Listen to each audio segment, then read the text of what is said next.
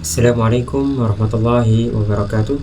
Perkenalkan, nama saya Muhammad Zaini Geni dengan NPM 24100100013. Di video ini saya akan menjelaskan statement match dan cara eksperimentasinya di codingan berikut ya. Sebelumnya saya juga pernah mengerjakan statement if. Untuk if sama match ini itu hampir sama tentang percabangan bersyarat. Nah, di video ini juga saya akan mengerjakan tugas penilaian akhir semester pada mata kuliah algoritma dan pemrograman 1. Dosen pengampunya Bapak Yusri Ehwani, Skom Mkom. Terima kasih kepada Bapak yang telah memberikan tugas untuk penilaian akhir semester ini. Untuk tugasnya itu kami disuruh menjelaskan tentang fungsi atau statement match ini pada modul 414 yang telah diberikan oleh Bapak. Dalam modul itu kami disuruh untuk membuat kalkulator sederhana meliputi penjumlahan, pengurangan, perkalian, dan pembagian. Untuk selanjutnya kita langsung ke layar saja, ke VS Code-nya.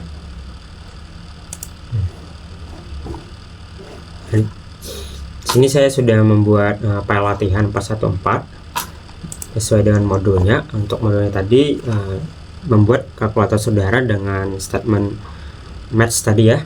Pertama-tama kita bikin dulu statement dari function frame-nya untuk tampilan awal.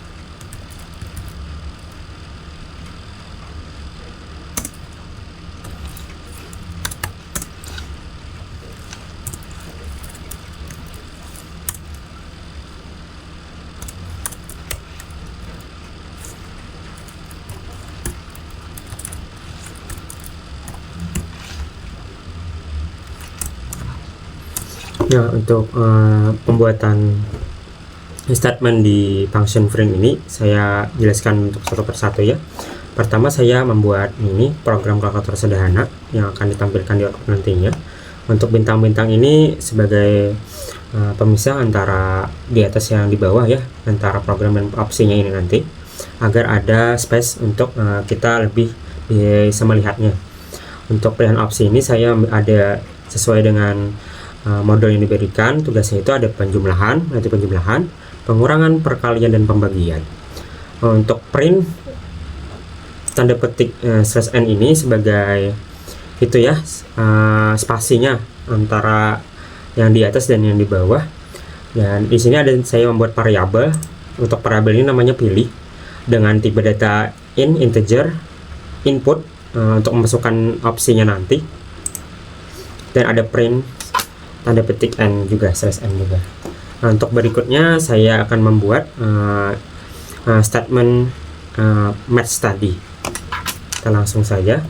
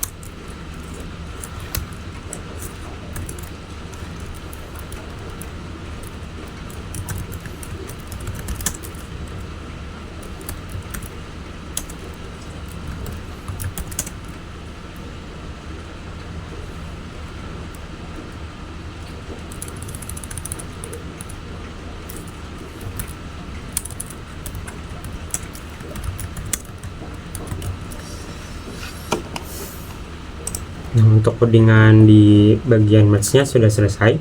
Sini saya akan menjelaskan dari yang pertama. Match ini kita kalau di if itu kita satu persatu untuk variabelnya ditampilkan di atasnya setelah if, misalkan menggunakan if.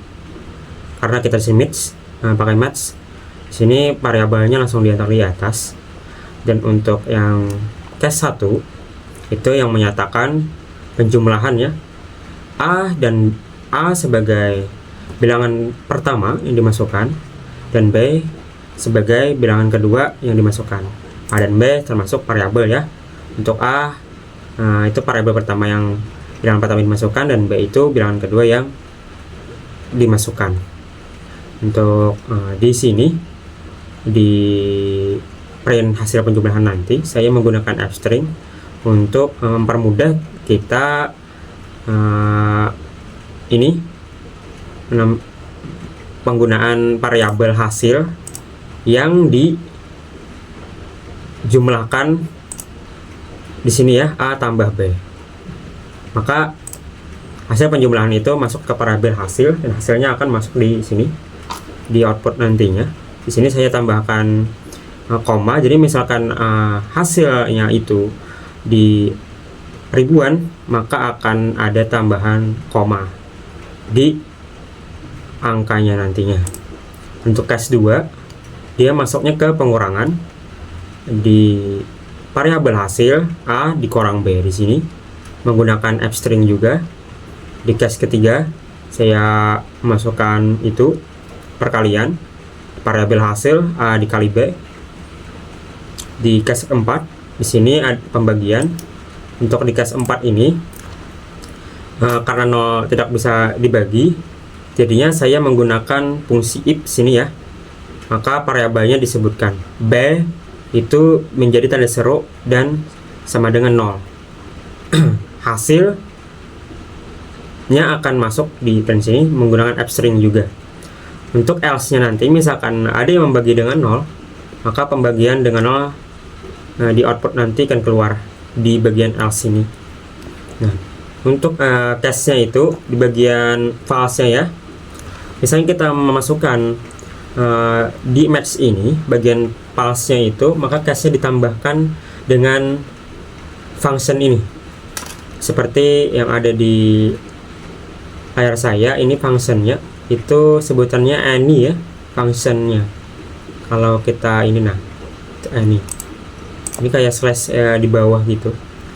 Untuk printnya nanti misalkan nilainya itu false, tidak ada yang sudah saya sebutkan di sini kan ada 4 aja ya. Misalkan dia mengklik 5 di opsi nantinya, maka maksud opsi itu tidak ada. Coba kita langsung run aja.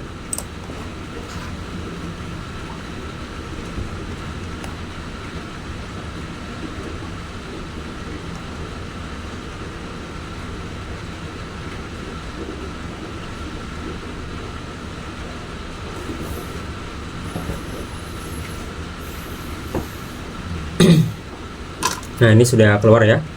Kita bisa lihat lebih jelas lagi ini. Untuk pilihan opsinya kan ada 4. Ada di 1 penjumlahan, 2 pengurangan, 3 itu perkalian, 4 pembagian. Coba kita yang nomor 5. Ini kan kita tidak masuk opsi, maka keluar masukkan opsi yang tidak ada. Karena case-nya false-nya masuk itu di case yang ada terakhir tadi ya, di bagian ini. Nah, ada function any namanya. Coba kita run lagi. Bagaimana kalau kita memasukkan salah kita coba ulang lagi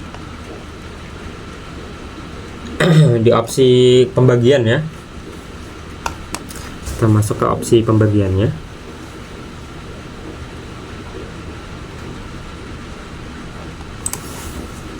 Kita klik nomor 4, masukkan bilangan pertama. Misalkan kita memasukkan 80 dibagi 3 ya. Nah, maka hasilnya akan ada desimalnya karena saya menggunakan table data yang tadi pakai dengan plot di sini. di bagian variabel A dan B nya. Bagaimana kalau kita memasukkan dengan 0? Coba kita masukkan dengan 0 ya, bagi 4 kita langsung ke 4, masuk ke 90 bagi 0, maka akan keluar pembagian 0 tidak bisa. Itulah fungsi dari penggunaan saya tadi menggunakan else, if else ya, di bagian case 4 nya. Jadi untuk fungsinya itu ada bedanya. Kalau untuk statement if biasanya digunakan untuk kerjaan-kerjaan atau codingan yang lebih fleksibel ya. Kalau untuk case itu lebih ke yang lebih mengkerucut lagi, atau biasa yang lebih ke spesifik lagi kita gunakan. Jadi misalkan makin banyak ini statement yang kita pakai, kalau menggunakan if maka akan lebih rumit untuk dilihatnya, akan lebih susah untuk dilihat, untuk dipandang.